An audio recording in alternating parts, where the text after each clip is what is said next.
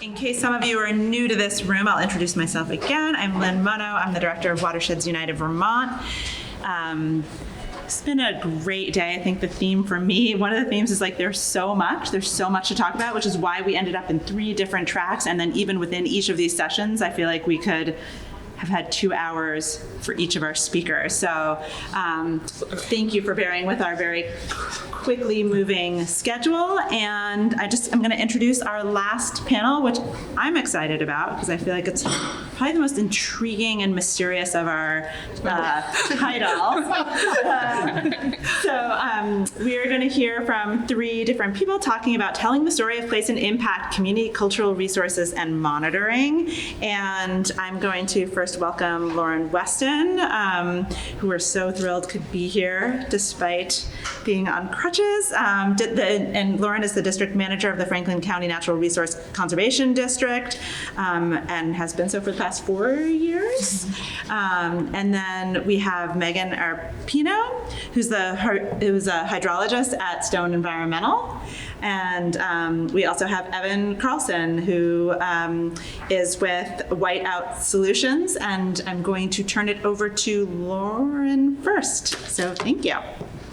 Hi, everyone. I'm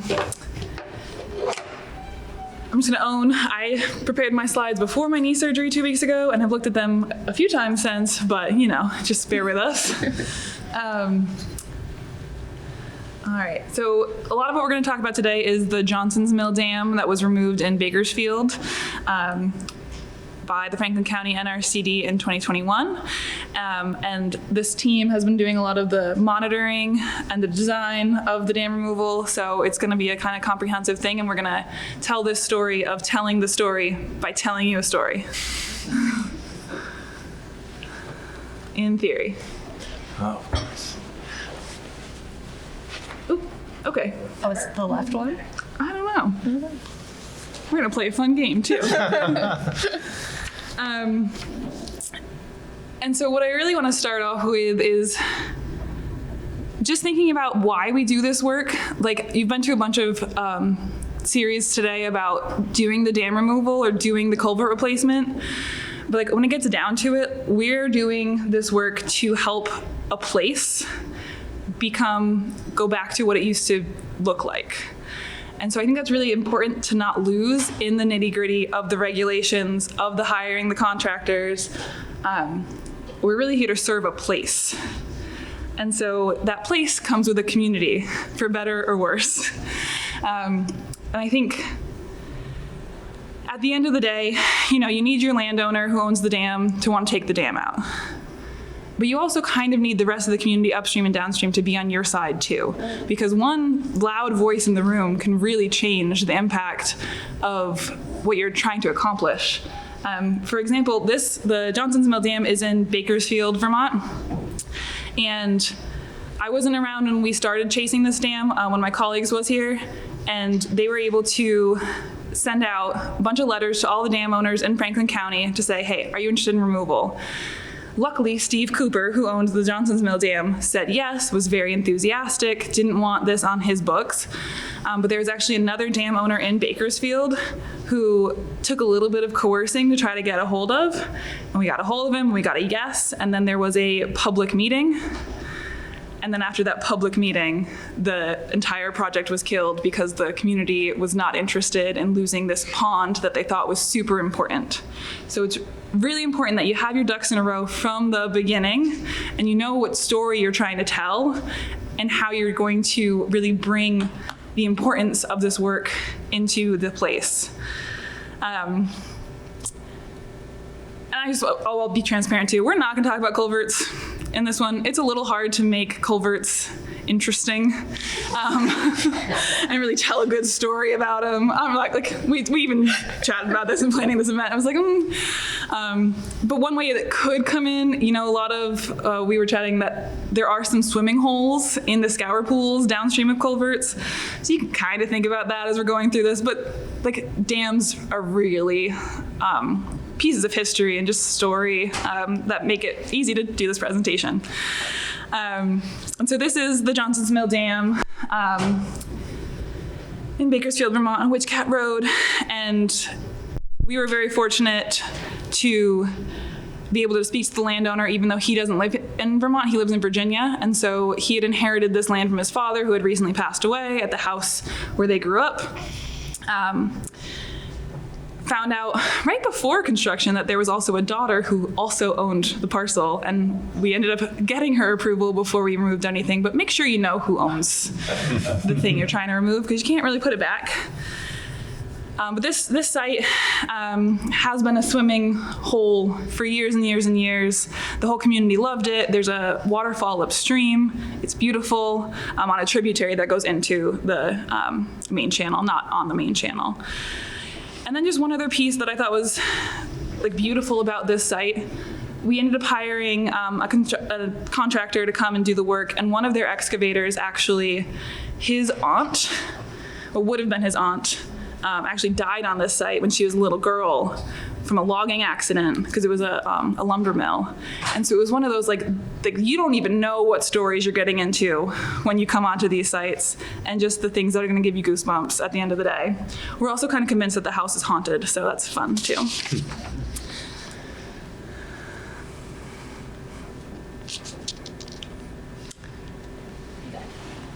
I can also stand up there for you. If you don't mind. Sure. And so that was kind of like the beginning of the community piece.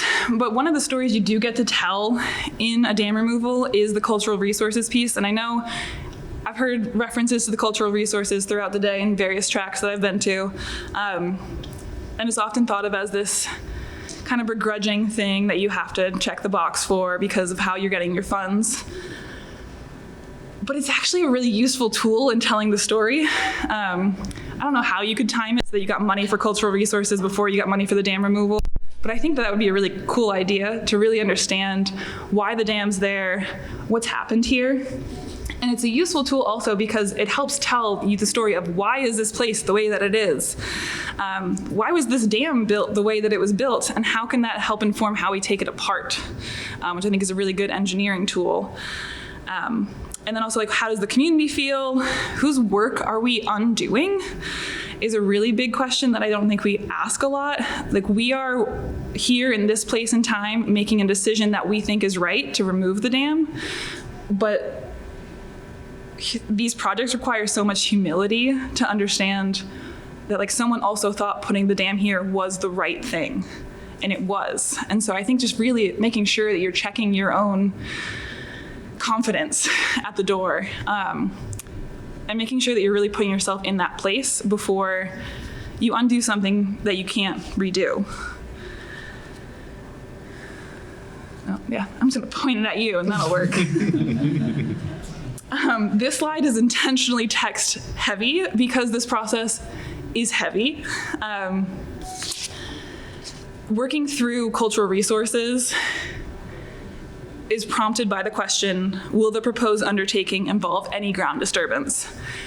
Yes, it's going to in the dam removal or even a culvert replacement. And so then you get to work through the process with the Vermont Division of Historic Preservation, which is the same thing as the Vermont State Historic Preservation Office. And there's a project review cover form, and then you bring in a consultant to really evaluate all these things. And then there's several steps that you have to go through. And there's the historic resources piece that is particularly important for dam removals because the dam is a historic resource, and so they have to document the crap out of it. And then there's also the archaeological resources, which is like the place a bit more than just the dam. And then I'll walk through this a little bit more too. If they do find any areas of archaeological sensitivity, then you have to go into a phase 1 where they actually dig holes in the ground in a very patterned manner to figure out if there's any pre-contact resources that are at that site, which is very likely because these sites are on rivers, which we know were areas of that were utilized by Native Americans. And then if they do find something in phase 1, you can go to phase 2 or phase 3, or you can change your plans to avoid the area of phase 1 and kind of start the whole process over again. I would be remiss if I didn't say that for the Army Corps permit, there's also required monitoring after you remove the dam. not necessarily for cultural resources, but you do need to have annual or every 2 years for the first 5 years, every other year, a report with recommendations for remedial measures and photographs at specified locations at the same time during low flow conditions every year. So you want to set up those photo points early on as well. So you're getting some before removal to compare to the after.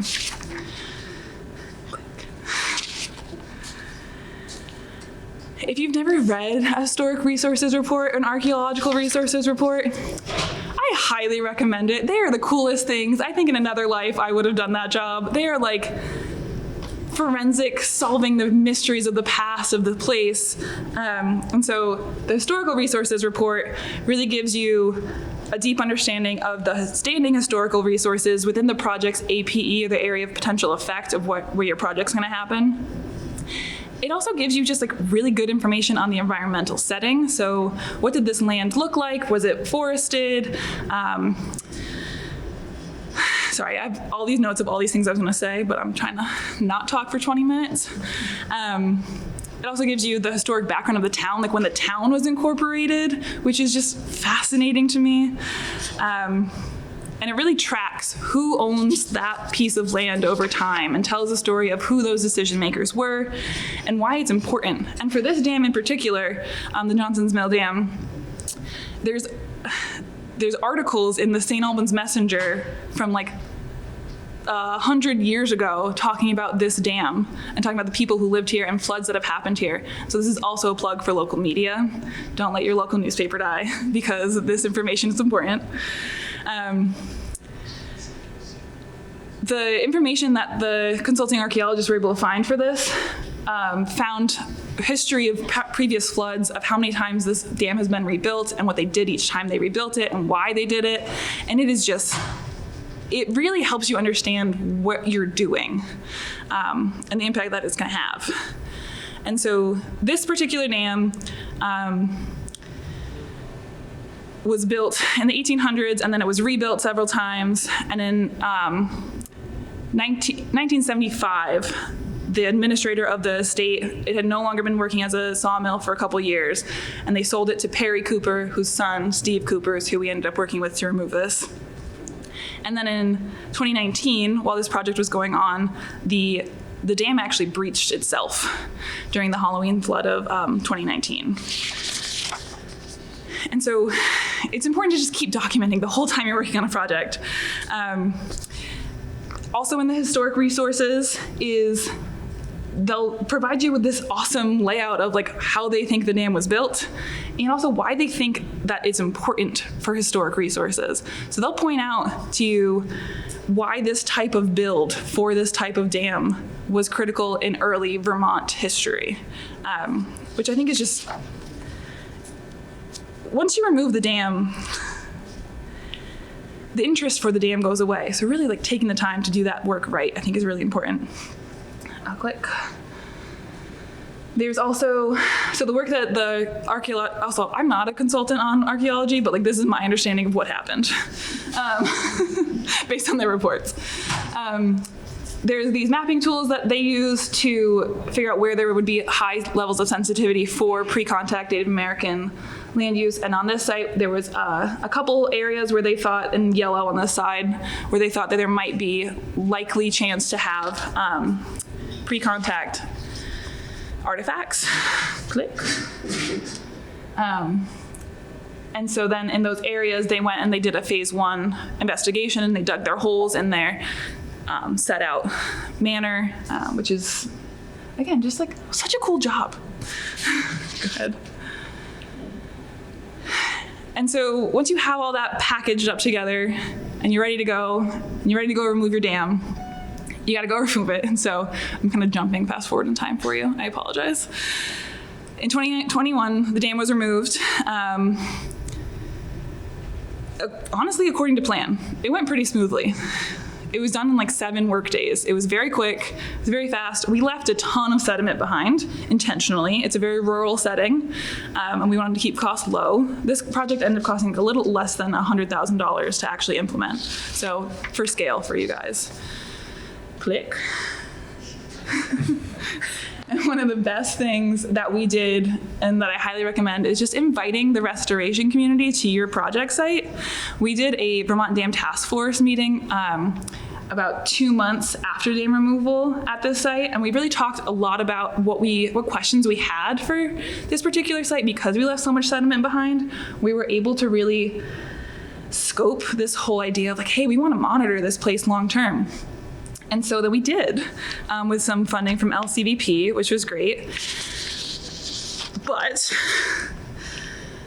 10 days after that meeting, a huge flood came. This was the Halloween storm of 2021, which I don't think really happened across the state, but it happened in Bakersfield. If you want to press play. Yeah, I do. And so one other piece of storytelling that you might have noticed today is how important pictures and videos are. Go set up a time-lapse game camera on your sites. Do it before construction, do it during construction, do it after construction, so you can see what is actually going on. You can see in the upper corner how much just got eaten out. They didn't have a flash, so you couldn't see it overnight. So it was really just, it's just a beautiful way to document what's actually happening. We have a web page entirely dedicated to just time-lapse videos at this site. You can't tell a better story with words. Click. Oh. You need the arrow. Oh. Well, while that's happening, I'll also say one thing I forgot to say in the archaeological resources piece. Oh, there we go.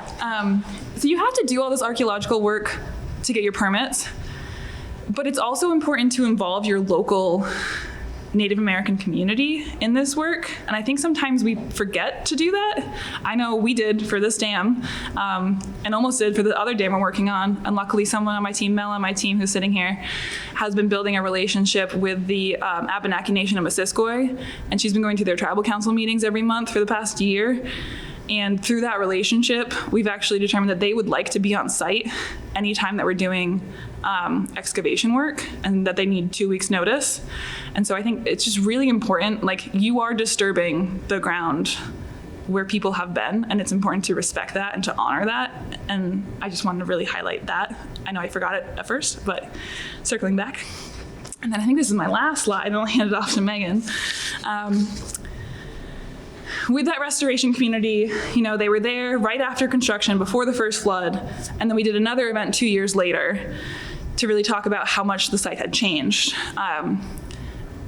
And part of storytelling is also today, of me telling you the story, and then we're also gonna do some more public outreach later, once we have more of our monitoring data that these two are gonna talk about.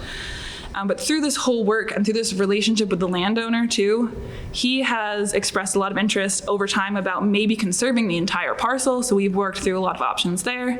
At this point, that's not where it's going, which is unfortunate, but he's looking to sell it. But the new landowner is concerned that the erosion might go to his driveway. And so there's like, it's this ongoing relationship. Nothing about this is one and done, which I'm sure you guys know, but it's important to keep that in mind as you're doing these things. And with that, I'm going to ungracefully pass to Megan. Thanks for your patience.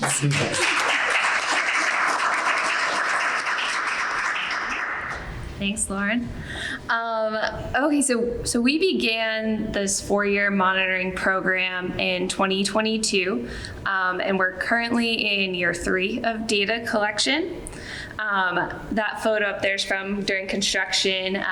Gabe is up there on site. And for this monitoring program, each year we're collecting certain field data and as well as remotely sensed data. So we have stream bed material, characterization data we're collecting, we're measuring wood recruitment, we're looking at plant survival and coverage, algal and macroinvertebrate communities, topo and bathymetric data collection that Evan's going to talk about, as well as complementary aerial imagery that we're collecting throughout the year.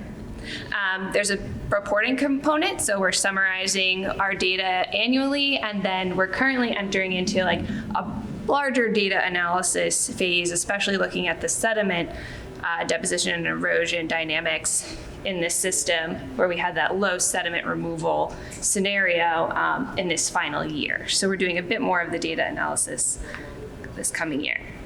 And then, as Lauren mentioned, we have the public outreach components. So in addition to like the data collection we're doing, one of the benefits that we've seen of continually revisiting the site is that as the site has evolved, we've been able to unearth or to see unearthed portions of the dam that weren't removed in the initial removal. So that first picture is taken from our first public event in year 2, looking at some remaining concrete, and then the following 2 photos are pictures from that like adaptive management where the contractor went back out this summer and removed the remaining concrete from the dam.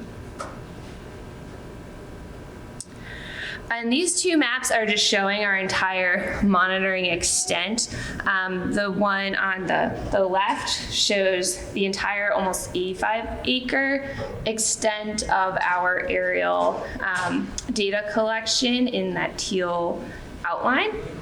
And then the other one shows a zoomed in view of where we're doing the field data collection. So this design incorporated 2 root wad installations that are shown, might be kind of hard to see, but with these like little brown stars. So originally our intent was to monitor wood recruitment and monitor like the embeddedness of these root wads over time. But you'll see that has totally changed. And then we also have biological transects and 2 locations where we're taking those stream bed sediment measurements. One thing we did want to point out is just what data we've collected and the data collection timeline overall. So we started this project in 2019 with our typical dam removal, field data collection, and surveying. So we have our stream bed material, our stream geometry and habitat assessments, and our total station and GPS survey data. As Lauren mentioned, the dam partially breached in the Halloween storm of 2019. So we went back to the site and resurveyed, but we didn't collect any new other stream data. We also did a more minimal survey to create our as-built plans. And then in our year 1 of the monitoring program, the UVM Spatial Analysis Lab collected topographic LiDAR for the site, and we started our field data collection. So the big thing for those first sets of years is that we had a range of data collection methods with a range of goals. So the goal, we thought about monitoring after construction, so we didn't think about it prior to going into construction or during the design phase. And so as a result, we have all these data sets at different resolutions that are also then hard to compare. So 2023 and 2024 are kind of our first years with very similar data collection methods, and also the first 2 years where we have the topobathy LiDAR data that Whiteout Solutions has been collecting. So let's see. I'm going to dive into some examples of the data we've collected. So for stream bed material characterization, we're doing pebble counts at 2 locations, and then we're also looking at sediment below the armor layer at these locations. One thing that I think is pretty cool is like we have our pebble count data from our reference reaches, which are shown in this gray here. And those are both at locations that were primarily like riffle habitat, and we've seen that the riffles within our project reach tend to have similar grain size distributions to that reference reach. And we've also seen our 2 sites change over time with changes in the channel. So, our locations are stationary, but where there was a riffle, we now have a pool. And so you're seeing that change in the sediment characteristics too. And then this is our wood monitoring. So we went out in 2022 and tagged and GPS'd all of the woody debris along with the root wads that we found in our project extent. Following removal, there's some wood that was unearthed that we think was either part of the logging operation left. So there's a lot of wood on site. And then each year we're trying to recover or find where those pieces of wood are in the next year. Our root wads are shown in gray circles. So there is one installation up in this corner that's now in an abandoned channel. And then the other installation, which is outside of a bend further upstream, that the channel has now cut through, and those root wads have migrated downstream. We also see newly recruited wood, largely in the area where the old dam was, so there's a bit of a constriction there, and there's just a bit more roughness, and then the wood's getting caught up in that location. I'm going to show 2 photos from the locations that are circled in gray on that map. So the first one is those abandoned root wads, which they're now just a feature in this floodplain area, but no longer serving their original purpose. And then the other is looking upstream, from just upstream of the former dam location, showing some new wood that was surveyed and included this year. So we're using aerial imagery that Stone's going out and collecting in winter, summer, and fall in coordination to complement high resolution data that Whiteout is collecting to understand channel migration, or just map the channel migration at this site. And I wanted to put that map all the way on the right up to show what the channel looked like this summer compared to prior to dam removal and our as-built designs. And so that meander bend has really developed over time. And then we've also seen more lateral adjustment upstream towards the southern end of the project extent. Since dam removal, as you all know, we have seen some really high magnitude flood events. And so some of the changes we're wondering at this site if they've been accelerated due to these large events we're seeing. And this is going to be a video of some of those high magnitude events, specifically July and December of 2023. And I'm gonna, whoop.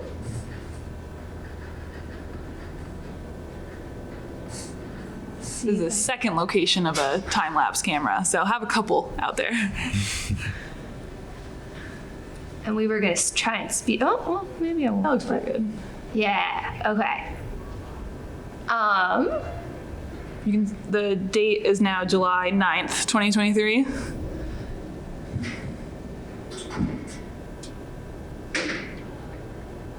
Okay, here we go.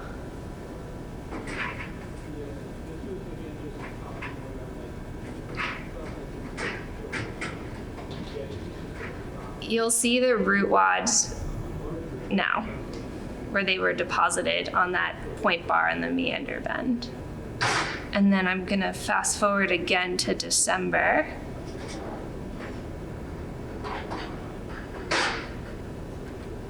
Which I think might be in here. Looks like December.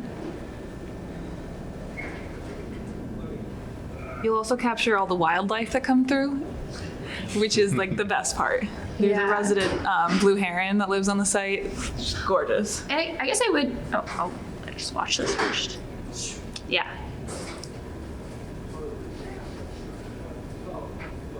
So also be thoughtful of where you put the camera. Yeah, this is really cool. Like, we've been looking at this like in combination with the field visits, in combination with like all the data, the aerial data collection, and it's really, we have so much data that now this challenge, I think, is like, how are we going to concisely interpret it all? And like, yeah. But I think I'm gonna pass it off to Evan now.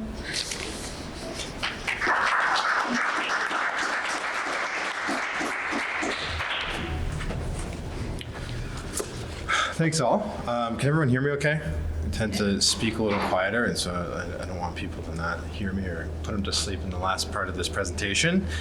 So as a quick intro, Whiteout Solutions is a geospatial technology company based in St. Johnsbury, so we are primarily doing aerial survey and analysis and software. So we are not necessarily engineers by trade, as a caveat. But most people here are probably familiar with LiDAR, the concept of photons shooting to the earth millions per second, and then the sensor capturing those reflections back to be able to give you points of elevation across the earth. Most people are familiar with 1064 nanometer LiDAR, which is your traditional topographic LiDAR. That allows us to be able to penetrate through the canopy of trees, find locations on the earth, capture outlines of building footprints, and also capture the surface of the water. What we are doing, and what one of the kind of primary services that we offer is topobathymetric LiDAR, which was used here in this project, where we're using a 532 nanometer wavelength, which is a green laser and is capable of penetrating through the canopy and all the other places a traditional LiDAR sensor does, but also through the surface of the water to be able to establish points of elevation at the surface where most LiDAR sensors are not able to see. And this, in turn, providing a really beautiful picture in most cases of the riverbed. So in 2023, Megan and Lauren had contracted us to be able to support them in the 3-year monitoring, starting in 2023 through 2025.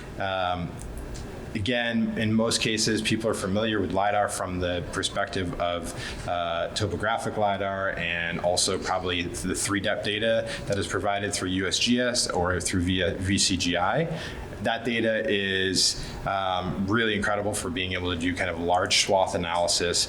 But when you're looking at kind of analyzing geomorphology or analyzing, doing hydraulic modeling, the ability to have higher resolution data is critical. And so those publicly available data sets are providing data that's 10 centimeters vertical accuracy, 8 points per square meter, so 8 individual elevation points per square meter, versus the data that we're collecting from a UAV can be up to 3 centimeters of vertical accuracy and 200 points per square meter. So significantly higher resolution data set that allows you to understand in a granular way what is happening in each of these environments.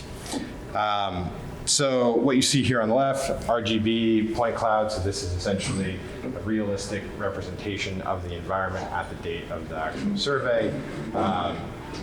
Here to the right side is the classified point cloud, where we're actually going through classifying vegetation, classifying buildings, other infrastructure, and being able to help peel away the surfaces to get down to that bare earth surface, which you then end up with a DTM or digital terrain model or bare earth surface on the far right side. These are kind of zoomed in versions of that. So we have our 2023 post-flood event or pre-flood event, and then I think it was actually like 3 weeks after we had flown it in July is when the big flood event had happened. But you can see here what you're getting from a topobathymetric standpoint is really highlighting that fluvial geomorphology and being able to see those features that are typically not available in your typical data set. And so when Megan's team comes in and wants to do sediment transport monitoring, this type of information can be pretty critical for being able to do that effectively. So to add one more video to the mix here, this is a quick fly-through of the whole Johnson's Mill site, looking upstream and downstream, and talking about kind of the public components of these types of data sets are really great for being able to showcase to the public what's happening on these sites. So again, we have this kind of 3-dimensional model of the environment after the removal, but you can imagine what it might look like before. Here, we're peeling back the layers, able to see into that stream channel, removing the vegetation points, and looking just at that bare earth in a point cloud setting, and then kind of coming back out to zoom out to the digital terrain model where you're getting that digital surface and understanding of what's happening in that river channel.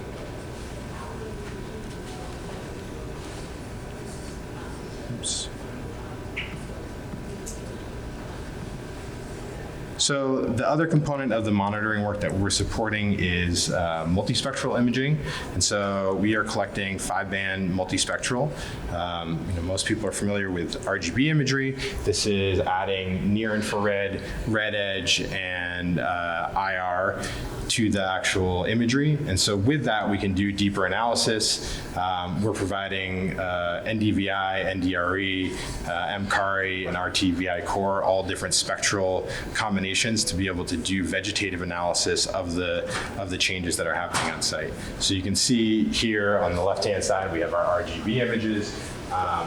Look pretty similar, but when you start looking at the spectral analysis, you can see that there is some vegetative change that's happening. And I'm sure if we had some data from pre-removal, we would see in this kind of wetland area on the southern end of the site that there is probably drastic change because of the shift in water in that area. So Megan had highlighted just the massive kind of change throughout the scope of the project from a survey perspective and kind of data collection perspective.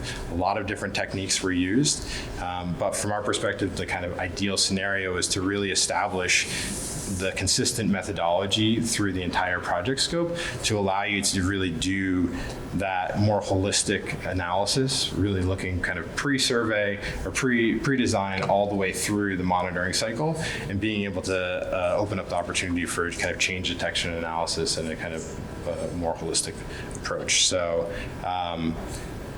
while I know funding is really key to making a lot of these types of monitoring projects happen, an ideal scenario would be to establish a program that does something like some level of field survey, doing vegetative and species analysis on the ground, doing aerial survey and other types of field work before the project, or before the design, coming in, doing the data processing and analysis. So in our case, doing point cloud processing, spectral analysis, establishing a land cover classification pre-removal, and then going back out and doing the field validation of that work that was done that year. Repeat that whole process the following year, ideally post-removal, and then start to add in the ability of doing change analysis, so understanding what is the volumetric change in the river channel along the rest of the site, doing vegetative land cover change analysis, so understanding what invasives may be kept populating, what natives are coming back, especially in those areas that are seeing that transition. So from here, I'll hand it back to Lauren, who's going to talk about maybe an opportunity in the near term where we get an opportunity to look at this type of monitoring in a more holistic way.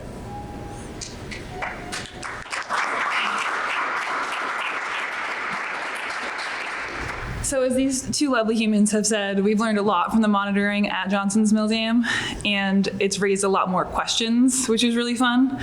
And very fortunately, the Franklin County NRCD is hoping to take out another dam on the Trout Brook Reservoir in Berkshire, Vermont this year.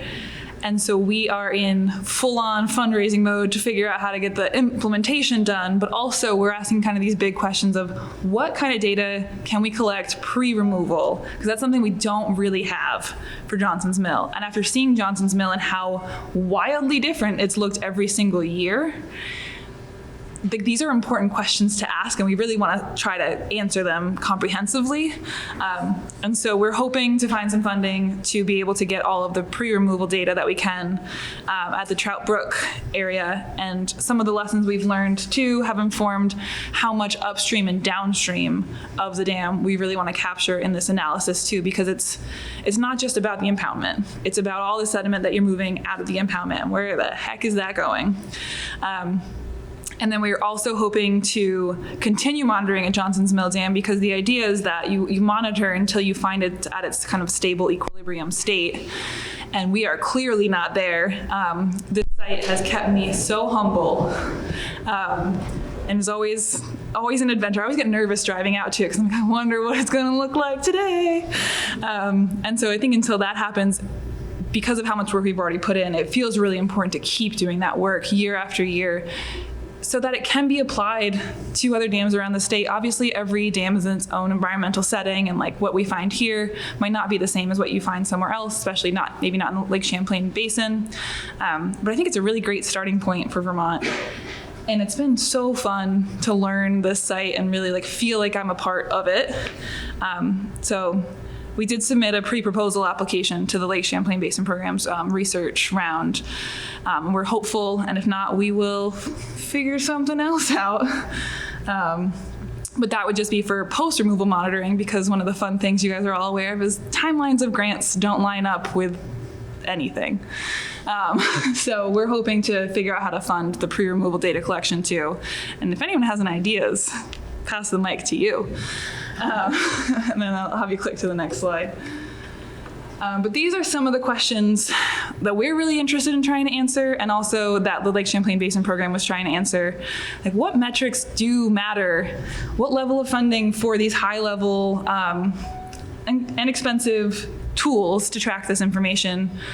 What do you need? What can you go without? What's the right size for a given project? And I don't think we have these answers, and so we're kind of hoping to throw a lot at it so we can kind of weed out what was useful, what wasn't, including both the sediment analysis of the physical, but also the biological and the chemical, which are not necessarily things we totally nailed on Johnson's Mill. So we're hoping to learn from our experiences, not necessarily mistakes, but learn from our experiences and move forward with that. And so this is the Trout Brook Reservoir Dam impoundment area that has a ton of reed canary grass, which is gonna be exciting to try to remediate. But we're hopeful to keep kind of figuring out what the right questions to ask are and how to track them. And with that, thank you for listening to us ramble.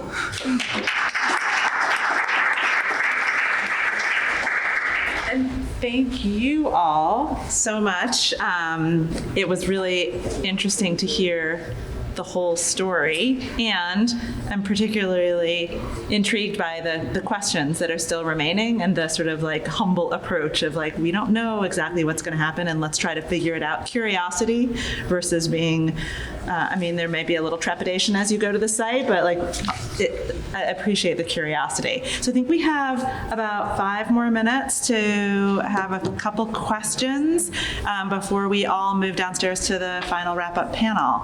So any questions for any of our 3 panelists, or for all of them? Gianna. Thanks for these presentations. I'm reading this list of questions. They're so intriguing and interesting, and I'm curious. Metric selection feels really driven, a lot of this, maybe I'm interpreting it correctly, by informing future design and informing future work. And how much of metric selection is ever sort of reflecting back on your initial goals? We talked a lot this morning about setting your goals. How do those tie together, tack and tie at all, if they do? What an excellent question. Yeah. Do you want to take a stab at it? Sure. Okay. Yeah, that is a great question, and I think those are almost two different things, right? So you can think about your post project monitoring and collecting data to kind of assess how successful you were at meeting your project goals. So maybe if you're thinking of aquatic organism passage and the sediment isn't really your main question, maybe you're focusing on the biological monitoring. But I think,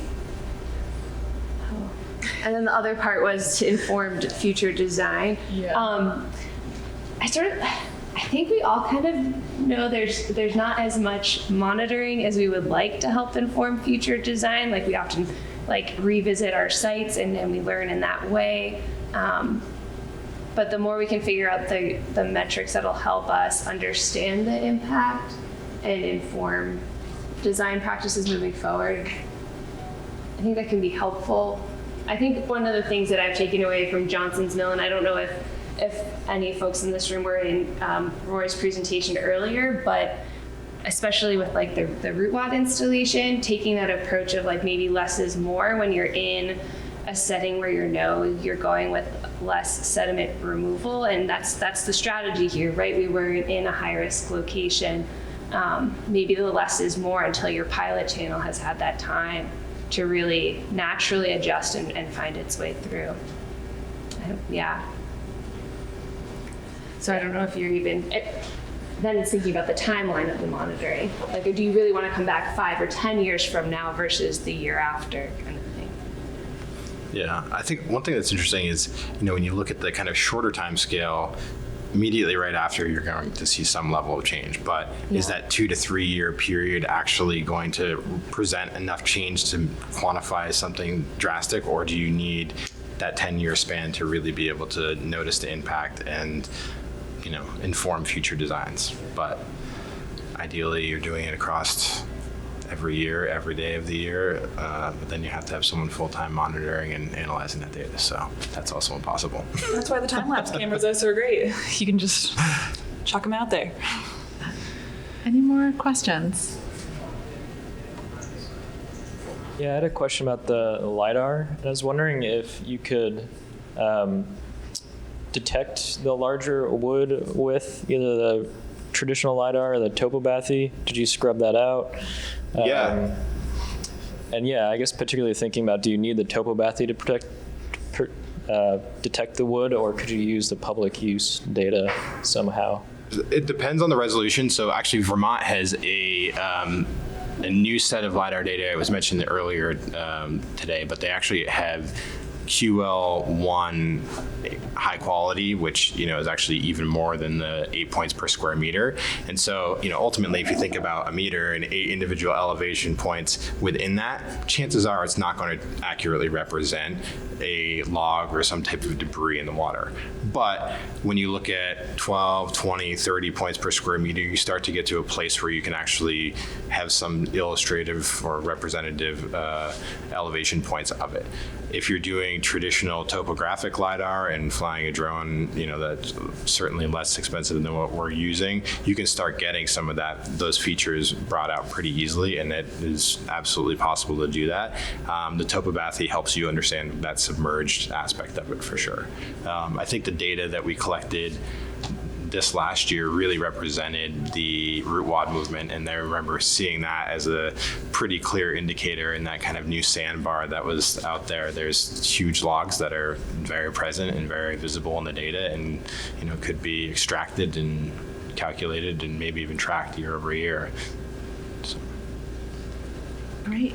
Maybe time for one or two more.